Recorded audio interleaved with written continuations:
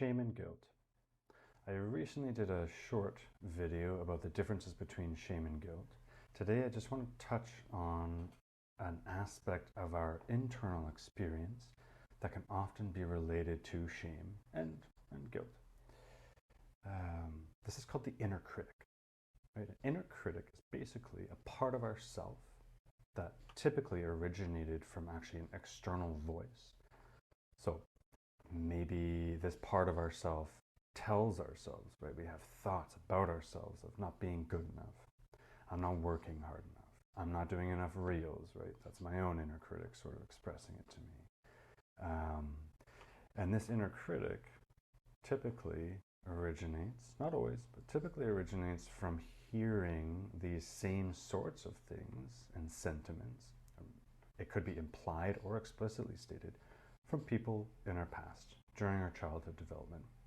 Typically parents, important sort of caregivers in our life.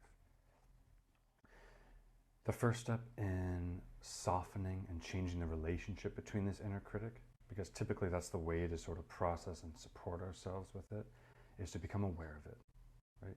Why do we want to become aware of it and change the relationship? Because having an inner critic or a self-critic, right, this internalized part of ourselves that critiques us, that gives us negative feedback, makes it really hard to be present, is often related to anxiety, depression, suicidality, even anger, related to a lot of different mental health issues. Okay, so we need to become aware of it.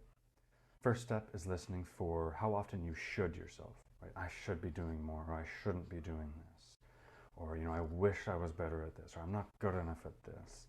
I really want to try this new activity, but I don't know. I think I'm just going to fail. I'm not going to be good at it. Those are all signs of an inner critic.